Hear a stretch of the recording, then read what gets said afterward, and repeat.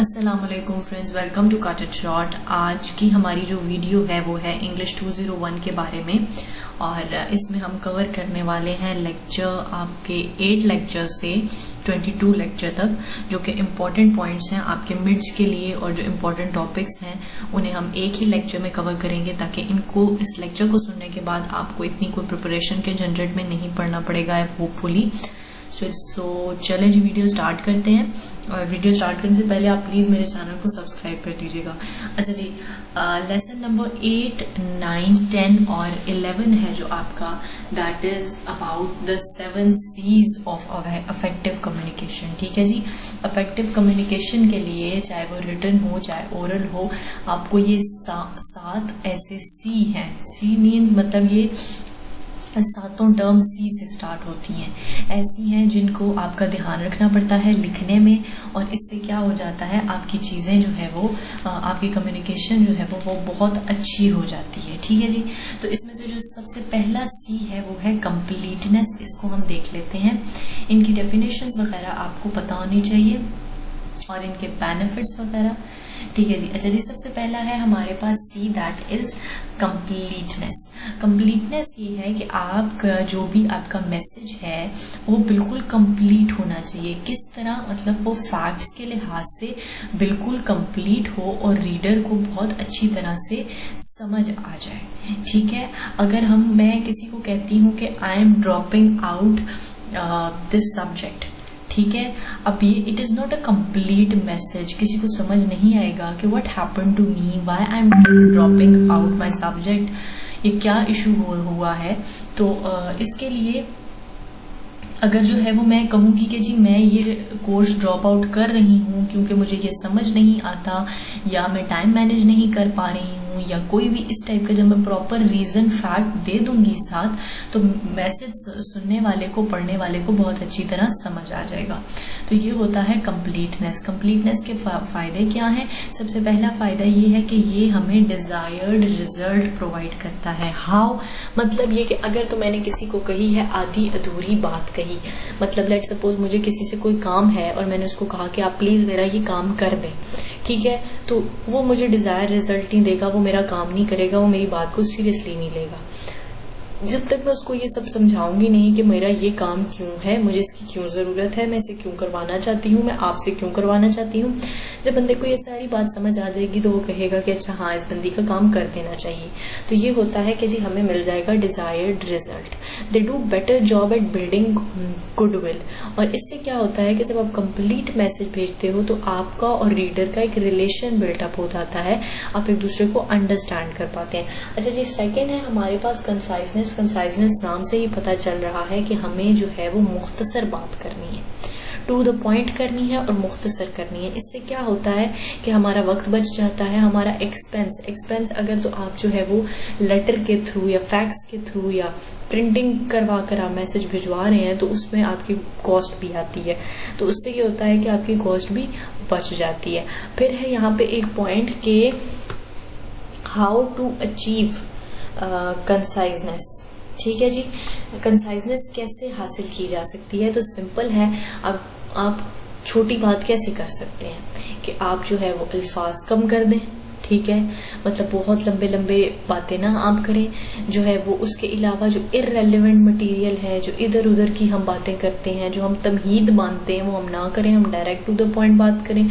और उसके अलावा फ्रेजेस का इस्तेमाल ना करें, सिंगल वर्ड्स का इस्तेमाल करें। जैसे बजाय ये कहने के he is the apple of my eye, आप कह सकते हैं कि he is dear to me. ठीक हो गया जी, बात तो एक ही है ना। अच्छा जी, आगे हमारा है कंसिडरेशन। कंसिडरेशन क्या है?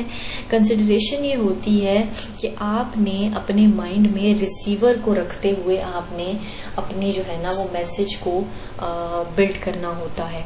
कैसे जी? ये होता है about the you attitude. You attitude कैसे कि आपने रिसीवर को जहन में रखना है, रीडर को जहन में रखना है, आपने उसके फायदे बयान करने हैं, उसके बेनिफिट्स बयान करने हैं, और मतलब आपकी जो सारी दुनिया है ना वो आपके रीडर के गिर्द घूमती है जब आप कंसिडरेशन की बात करते हैं। अच्छा जी, कंक्रीटनेस क्या होती है? कंक्रीटनेस होती है स्पेसिफिक फैक्ट्स एंड फिगर्स पे बात करना। ठीक है, जनरल बात करने के बजाय फैक्ट्स एंड फिगर्स पे बात करना। अच्छा जी, दूसरी एक टर्म इन्होंने यहाँ पे सेकंड पॉइंट में यूज की हुई है, put action to words. Action to words ये होता है कि हम जो है वो एक्टिव वॉइस का इस्तेमाल करें, ना कि पैसिव वॉइस का। मतलब ये कि the letter is send by the dean, ठीक है, और डीन सेंड द लेटर, फर्क आ जाता है ना दोनों में। तो हमें यूज करना है active voice. Use vivid image building words, ऐसे अल्फाज जिससे प्रॉपर इमेज क्लियर हो जाए।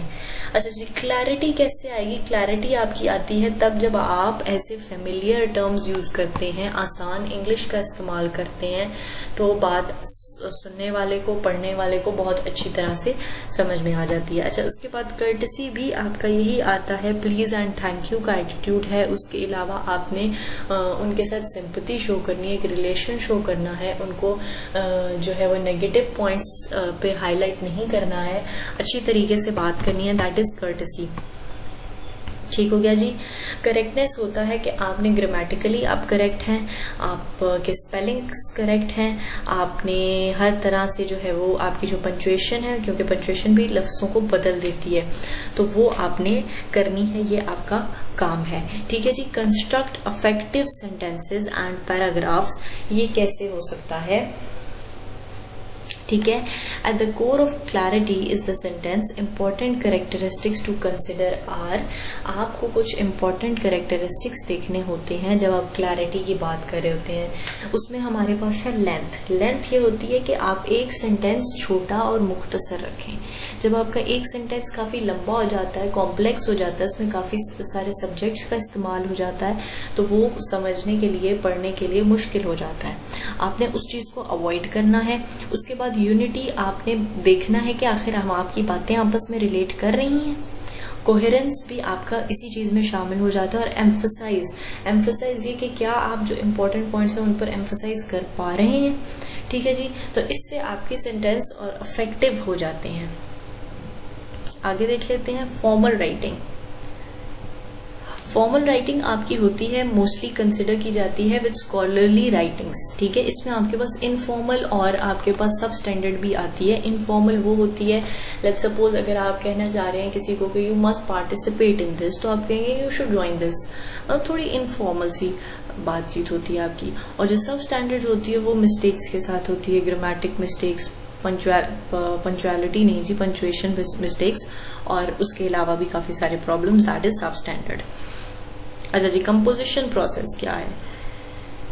कंपोजिशन प्रोसेस से जब हम गुजरते हैं तो हमारा मैसेज जो होता है वो बड़ा अच्छा, साफ सुथरा और आप कहेंगे कि इफेक्टिव हो जाता है। सबसे पहली चीज आती है हमारे पास प्लानिंग, कंपोजिशन और रिवाइजिंग। प्लानिंग के अंदर हम क्या करते हैं? प्लानिंग के अंदर पहले हम देखते हैं कि हम मैसेज लिख क्यों रहे हैं। ठीक है। सेकंड, हम एनालाइज करते हैं ऑडियंस को कि हम किसके लिए लिख रहे हैं। ठीक है। फिर हम एक मेन आइडिया बनाते हैं और फिर हम चैनल और मीडियम डिसाइड करते हैं कि आया हमें इसको इलेक्ट्रॉनिकली भेजना है, हमें इसे अनाउंस करना है, हमें इसे बोल के बताना है। ठीक है। कंपोजिंग में हमारे पास आता है organise the message, formulate the message, both are almost the same things. आपको चीजों को एक आप कहेंगे कि स्ट्रक्चर बनाना होता है चीजों का। अच्छा जी, रिवाइजिंग में क्या आ जाता है कि आपने मैसेज को एडिट करना है, उसको दोबारा से लिखना है। मतलब आपका जो भी प्रोसेस होता है फाइनलाइजेशन का किसी भी चीज को, आप उसमें काफी दफा चीजें काटते हैं, दोबारा पढ़ते हैं, फिर एडिट करते हैं, फिर प्रूफ रीड करते हैं, वो सारी चीजें आपकी रिवाइजिंग में आ जाती हैं। अच्छा, बिजनेस मैसेज लिखने के पर्पसेस क्या हो सकते हैं? बिजनेस मैसेज लिखने के 3 पर्पसेस होते हैं, इन्फॉर्म करना, परसुएड करना, कोलैबोरेट करना। इन्फॉर्म, किसी को आप किसी चीज से आगाह कर रहे हैं, परसुएड, आप किसी पर किसी चीज का दबाव डाल रहे हैं, एंड कोलैबोरेट, आप लोग मतलब जैसे बहुत सारी कंपनीज का ये मकसद होता है कि वो मिलकर काम करें या किसी कंबाइंड, किसी कोलैबोरेटेड चीज पर अपनी राय पेश करें, तो दैट इज कोलैबोरेट। अच्छा जी, उसके अलावा आता है हमारे पास, आई एम सॉरी ये कहाँ चले गए हम, लेट मी चेक, एक सेकेंड जी। Brainstorming techniques. ब्रेनस्टॉर्मिंग टेक्निक्स ये होती हैं कि ब्रेनस्टॉर्मिंग हमने बहुत दफा सुना है कि हमें कुछ भी लिखने के लिए ब्रेनस्टॉर्मिंग करनी पड़ती है। ब्रेनस्टॉर्मिंग आप किस तरह करते हैं? आप रफली अपने माइंड में एक स्टोरी बना लेते हैं। ठीक है। कुछ चीजों की लिस्ट बना लेते हैं, आप उसके अलावा क्वेश्चन आंसर्स भी अपने से कर सकते हैं कि अगर ये बात है तो ये ऐसा हो सकता है, नहीं हो सकता, इस टाइप की चीज़ें, ठीक है। ये आपकी ब्रेनस्टॉर्मिंग टेक्निक में आती है। उसके अलावा 2 अप्रोचेस का यहाँ पे जिक्र है, डायरेक्ट अप्रोच, डिडक्टिव अप्रोच, और indirect approach is inductive approach. Direct approach ये होती है कि हम बिल्कुल पहले मेन आइडिया सीधा कह देते हैं, उसके बाद हम उसके प्रूफ्स देते हैं, उसको हम जस्टिफाई करते हैं। और इनडायरेक्ट ये अप्रोच होती है कि हम पहले थोड़ी सी तमहीद बांधते हैं और फिर हम एंड पे मेन आइडिया में जाते हैं। मोस्टली जब हमने कोई बैड न्यूज देनी होती है हम इनडायरेक्ट अप्रोच का इस्तेमाल करते हैं, और गुड न्यूज के केसेस में हम डायरेक्ट अप्रोच का इस्तेमाल करते हैं। अच्छा जी, वर्ड चॉइसेस किस तरह की होनी चाहिए? आपकी करेक्ट होनी चाहिए, सही अल्फाज का चुनाव और अफेक्टिव अल्फाज का चुनाव, ठीक हो गया जी। प्लेन इंग्लिश क्या होती है? प्लेन इंग्लिश ऑलमोस्ट हम जो आपस में बातचीत करते हैं इनफॉर्मल बेसिस पे, that is plain English. Functional words and content words, ठीक है जी। Functional words and content words में हमारे पास आ जाता है कंजंक्शंस, प्रेपोजिशंस, आर्टिकल्स, प्रोनाउंस। मतलब ये कि आप कंजंक्शंस का इस्तेमाल करते हैं, आप सेंटेंसेस को आपस में जोड़ते हैं, प्रेपोजिशंस का आप नाउन और वर्ब को आपस में जोड़ते हैं, आप आर्टिकल आ एंड द का इस्तेमाल करते हैं, उसके अलावा प्रोनाउंस का आप इस्तेमाल करते हैं, ठीक है। अच्छा जी, उसके बाद आते हैं हमारे पास strong words. Verbs and nouns are more concrete than adverbs and adjectives, ठीक है जी। जब हम वर्ब और नाउन की फॉर्म में बात करते हैं तो वो बात ज्यादा आप कहेंगे कि कंक्रीट होती है। 5 ways to develop a paragraph, आप किस 5 तरीकों से आप पैराग्राफ बना सकते हैं, ठीक है। इलस्ट्रेशन, आप कुछ एक्सप्लेन कर रहे हैं। कंपैरिजन एंड कंट्रास्ट, आप कुछ 2 चीजें आपस में कंपेयर कर रहे हैं। कॉज एंड इफेक्ट, आप किसी चीज का कॉज और इफेक्ट बता रहे हैं। क्लासिफिकेशंस होती हैं, मतलब टाइप्स में डिवाइड करना, आप वो चीज कर रहे हैं, या आपको प्रॉब्लम बता के उसका सोल्यूशन बता रहे हैं। तो इन चीजों के जरिए आप एक पैराग्राफ बना सकते हैं। अच्छा जी, टाइप ऑफ सेंटेंसेस में हमारे पास क्या चीजें आती हैं? सिंपल, कंपाउंड और कॉम्प्लेक्स। सिंपल हमें पता है एक सब्जेक्ट के साथ होता है, कंपाउंड हमारे पास 2 सेंटेंसेस का मर्ज होता है, और कॉम्प्लेक्स हमारे पास मजीद कॉम्प्लेक्स होता है जिसमें सब्जेक्ट भी ज्यादा होते हैं और सेंटेंसेस को हम आपस में मर्ज करते हैं। अच्छा जी, 22 फ्री लैंग्वेज कौन सी होती है? जो हमारे पास 22 लैंग्वेजेस वो होती हैं कि हम अगर किसी कल्चर को स्पेशली टारगेट करें, किसी जेंडर को स्पेशली टारगेट करें, किसी रेस को, या किसी अगर कोई डिसेबल है तो उसको हम टारगेट करें, तो ये हमारे पास इन चीजों को लेकर 22 होना कहते हैं। तो हमें इन चीजों को अवॉइड करना है, 22 फ्री लैंग्वेज यूज करनी है। डिजाइन डिसीजंस, ठीक है जी। डिजाइन डिसीजन से हमारे पास क्या आ जाती है?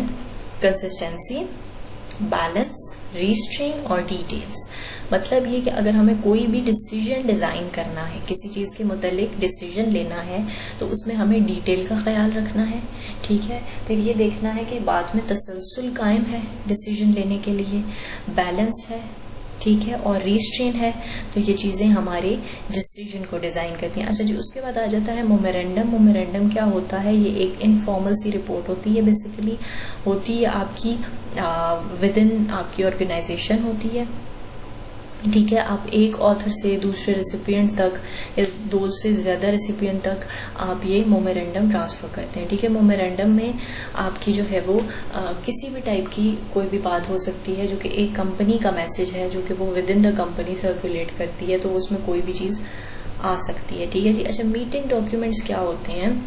मीटिंग डॉक्यूमेंट्स जो है वो बेसिकली एफिशिएंट बनाते हैं आपके काम को, ठीक है। इसमें आपका एजेंडाज वगैरह हो सकते हैं कि अगर कोई मीटिंग हेल्ड होनी है और उस मीटिंग की आपको न्यूज किसी को देनी है, मोस्टली एजेंडा के थ्रू ही दी जाती है, तो वो आपके मीटिंग डॉक्यूमेंट में आती है। एजेंडा आपको पता है, जिसमें आप बताते हैं कि मीटिंग किस तरह प्लान होगी, क्यों की जा रही है, कौन कर रहा है, कितने टाइम की होगी, कितने मिनट की, किसकी प्रेजेंटेशन होगी, ये सारी चीजें एजेंडा में आ जाती हैं, और एजेंडा मीटिंग डॉक्यूमेंट का एक हिस्सा है। प्रपोजल क्या होता है कि अगर आपके पास कोई प्रॉब्लम है, ठीक है, और आपको उसको सॉल्व करना है, कोई भी कंपनी की प्रॉब्लम है और आपने उसको सॉल्व करना है, तो वो आप एक प्रपोजल की फॉर्म में देते हैं। यहाँ पे हमने स्ट्रक्चर ऑफ प्रपोजल दिया हुआ है कि प्रपोजल किस तरह बनता है।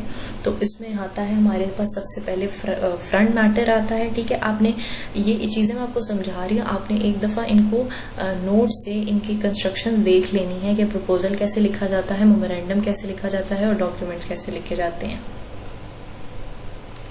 फ्रंट मैटर आ गया आपका सबसे पहले, बिल्कुल आपकी जो स्टार्टिंग आ जाती है। उसके बाद बॉडी है, बॉडी के अंदर आप क्या चीज़ें लिखते हैं, इंट्रोडक्शन हो सकती है, आपकी कोई भी टेक्निकल अप्रोच है जिसके ज़रिए आपने प्रॉब्लम को सॉल्व करना है, या आपकी कोई मैनेजमेंट है जिसके ज़रिए आपने प्रॉब्लम को सॉल्व करना है। तो ये सारी चीज़ें, तीनों चीज़ें आपकी बॉडी में डिस्कस होती हैं।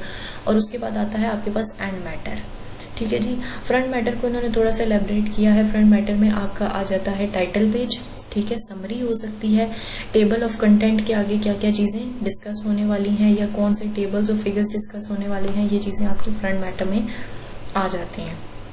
और एंड मैटर में क्या होता है, एंड मैटर में आपके या तो रेज्यूमेस आप कह सकते हैं कि अटैच किए जाते हैं, या फिर आपके पास अपेंडिक्सेस भी एक तरह की लिस्ट होती है, या बायोग्राफी आप कह सकते हैं। ये एक तरह की लिस्ट होती हैं जो कि बताती हैं कि आपने क्या क्या चीज़ें ऊपर डिस्कस की हैं। एक समरी, एक रिव्यू काइंड ऑफ चीज़ होती है। ठीक है जी, उसके बाद हमारे पास आते हैं टाइप्स ऑफ लेटर्स। सबसे पहले है हमारे पास जॉब एप्लीकेशन लेटर, कि अगर आपने कहीं अप्लाई करना है तो आप जॉब का लेटर लिखते हैं। एक्सेप्टेंस लेटर, जो आपको वहां से अगर आप एक्सेप्ट हो जाते हैं तो आपको एक्सेप्टेंस का एक लेटर आता है। अच्छा, उसके बाद हमारे पास आता है ट्रांसमिटल लेटर। ये आपके फाइनेंशियल बेसिकली लेटर टाइप की चीज़ होती है। इंक्वायरी लेटर, अगर आपको किसी को कंपनी में किसी चीज़ की इंक्वायरी अक्सर बैठती है तो उसके लिए जो लेटर लिखा जाता है वो इंक्वायरी लेटर होता है। टेक्निकल इंफॉर्मेशनल लेटर भी हो सकता है, ठीक है, टेक्नीशियन से रिलेटेड। और लेटर ऑफ रिकमेंडेशन, कि अगर आप किसी चीज़ को रिकमेंड कर रहे हैं, किसी इंसान को रिकमेंड कर रहे हैं, तो आप उसके लिए लेटर ऑफ रिकमेंडेशन लिखते हैं।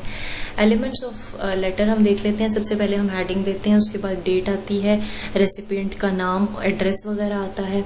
उसके बाद हम उसकी बॉडी आ जाती है। बॉडी में हम उसका जो भी मेन आइडिया है वो डिस्कस करते हैं। फिर हमारे पास क्लोजिंग आती है, हम एंडिंग की तरफ जा रहे होते हैं, और फिर एंड नोटेशन, बिल्कुल एंड हम कर देते हैं। ठीक है जी, उसके बाद हमारे पास आते हैं 5 planning steps to communicate effectively. The following steps are as, अगर हमें किसी से कम्युनिकेट करना है अच्छे तरीके से तो हमें क्या चीज़ों का ध्यान रखना है। आइडेंटिफाई योर पर्पस, सबसे पहले तो हमें पता होना चाहिए कि हम कम्युनिकेट क्यों कर रहे हैं।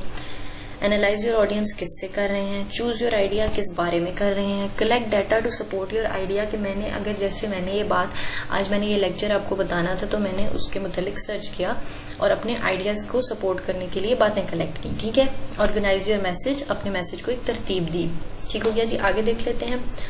Purpose of business communication, business communication क्यों की जाती है? इन्फॉर्म करने के लिए, पर्सुएट करने के लिए, ठीक है, या आपको ऑडियंस से कोई रिस्पांस चाहिए होता है तो की जाती है। अच्छा जी, इनडायरेक्ट प्लान्स क्या होते हैं? इनडायरेक्ट प्लान्स में आप बफर यूज करते हैं। ठीक है, बेसिकली जब आप इनडायरेक्टली बात करते हैं ना तो आप ये करते हैं कि आप स्टार्टिंग में आप you beat around the bushes, आप इधर उधर की कहानियां सुनाते हैं। ठीक है, ठीक है, फिर उसके बाद आप जो है वो थोड़ा थोड़ा आहिस्ता आहिस्ता मेन आइडिया पे आते हैं। फिर आप मेन आइडिया को सपोर्ट करते हैं। फिर आप थोड़े से एंड पे हेल्पफुल और पॉजिटिव होपफुल क्लोज करते हैं। ठीक है, ये आपकी इनडायरेक्ट अप्रोच होती है। Motivating with persuasive message, sorry थोड़ा सा फंबल हो जाता है मेरे से। अच्छा जी, जब आपने परसुएसिव मैसेज लिखना है, किसी को इन्फ्लुएंस करना है, तो आपने क्या ख्याल रखना है? आप क्या करते हैं? Needs and appeals. ठीक है, मतलब अगर आपको जो भी उन्हें चीज पर कायल करना है उसके लिए आप उनको बताते हैं कि आपको उस चीज की जरूरत है, फिर आप उस चीज पर लेकर आते हैं, उसकी अपील करते हैं। इमोशंस एंड लॉजिक, आप उनको लॉजिक के जरिए और इमोशन के जरिए इन्फ्लुएंस करके वो बात समझाते हैं। ठीक है, क्रेडिबिलिटी, अपनी सच्चाई का उनको समझाते हैं कि हाँ मैं सही कह रहा हूँ। सिमेंटिक, अपनी बात का मतलब आप उन्हें पूरी तरह से गाइड करते हैं। ऑर्गेनाइजिंग परसुएसिव मैसेज, अगर आपने परसुएसिव मैसेज लिखना है तो आप उसे कैसे ऑर्गेनाइज करेंगे? इसमें हमें एडा प्लान दिया गया है। एडा प्लान ये याद रखना है आपने। इसमें 4 फेजेस होते हैं। सबसे पहले आप उनकी अटेंशन अपनी तरफ लेकर आएंगे, फिर आप उन्हें उनका इंटरेस्ट दिखाएंगे कि अगर आप जो है वो लेट सपोज आप उन्हें कोविड-19 से अवेयरनेस दे रहे हैं, उसके लिहाज से आप उन्हें परसुएट कर रहे हैं, तो आप उनकी अटेंशन लेकर आएंगे कि इतनी इतनी अमवात हो गई हैं। फिर आप उनका इंटरेस्ट शो करेंगे कि आप सेफ रह सकते हैं। ठीक हो गया जी। फिर डिजायर, जीने की जो उनकी इच्छा है उसको आप एज अ डिजायर उनका यूज कर सकते हैं, और फिर उन्हें क्या क्या एक्शंस करने हैं आप उन्हें उसकी तरफ लेके आ सकते हैं। अच्छा जी, प्लानिंग सेल्स लेटर, अगर आपको सेल लेटर लिखना है तो उसमें आपको क्या करना होता है? मेन आइडिया, ये आप कहेंगे ऑलराउंडर्स हैं ये बातें।